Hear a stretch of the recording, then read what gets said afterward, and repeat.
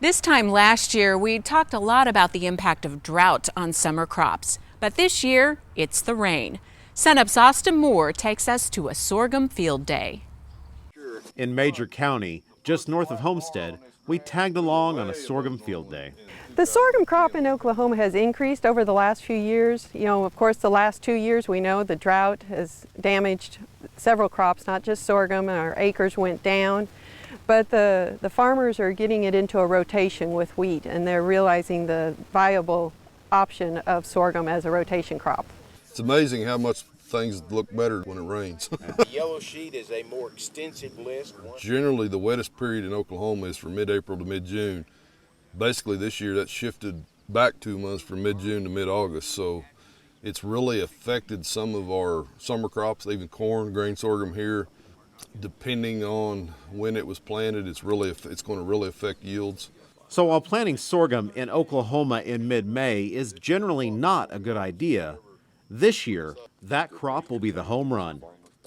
And the weather has created even bigger challenges for our sorghum producers as fields are developing in 2 stages, one mature now and one that still needs more time. Guys are going to have to make a decision whether the stuff that's already ready to harvest is going to be my best crop, or is the tillers, like example this right over here, the tillers is actually going to be the best crop, so we're going to have to wait on it.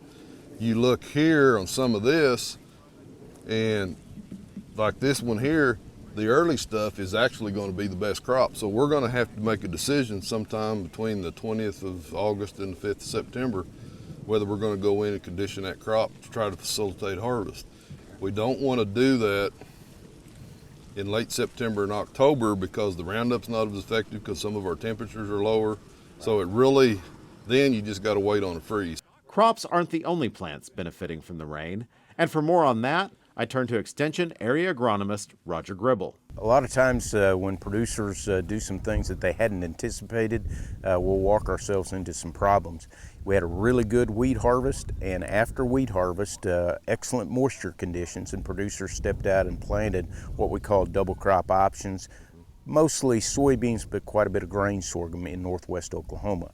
When we don't take care of the weed problems after wheat harvest, then we're going to crop up and we're going to see these guys, and they're going to show their ugly heads. So who are we seeing the most problems with? Well, right now, pigweed is a huge issue for us, at least in this particular location. In some other locations, tall water hemp has been a real problem, specifically guys over in Kay and Noble County, where we have some resistance mechanisms working in those particular plants. Okay. Now this weather and all has given you guys a chance though to do some research on these and try some different treatments. Talk us through what you're finding. Well, we've had a chance to look at the treatment options that we have used over a period of time.